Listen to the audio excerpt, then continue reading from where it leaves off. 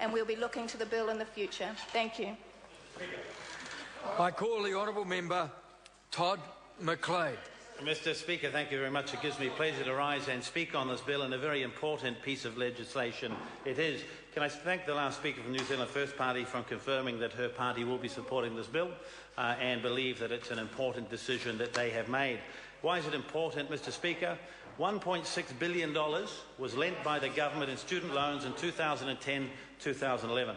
$690 million was repaid in that same period of time. That means the taxpayers provided an additional subsidy of $940 million during that time. So we talk about this as government money, but we must remind ourselves in this House, Mr Speaker, that it's not always government money that is being offered or lent to New Zealand students. It's money that's been provided by hard-working New Zealanders, by businesses, by taxpayers, and we're providing that to people so they can have a brighter future, so they can work hard in universities and polytechnics and technical institutes around New Zealand, so they can raise the level of skill within the workforce and then go out and improve the New Zealand economy through their hard work. But in so doing, they have obligations back to the taxpayer, and I believe this piece of legislation, Mr Speaker, helps them with those obligations.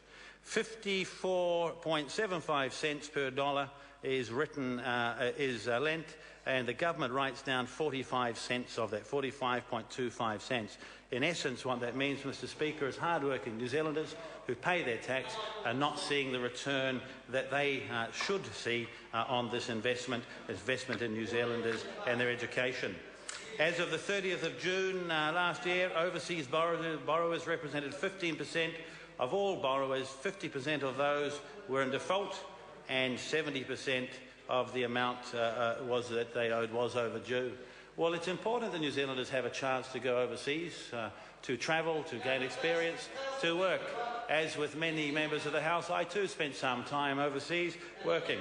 But when I was overseas, I had an obligation to a bank through a loan. I had a mortgage when I was there, and never once did they give me a holiday. I entered into a relationship, a contract with them, and every day I had to work hard to make sure that I met that obligation and paid them back. So in this instance, we're saying to New Zealanders, young or old, if they want to travel, that's a good thing. We recommend that they do, and they have a year to travel, and if they return home, they will then meet their obligation. If they're overseas for more than a year, they must remember that obligation they have, not to the government, not to this House, but to the New Zealand taxpayer, the mums and dads who are working hard and providing their taxes to the government to lend to students so they can better their lives. I think that this bill doesn't ask too much, Mr Speaker. It merely reminds them of their obligation and helps them with that. And I look forward to voting for it shortly.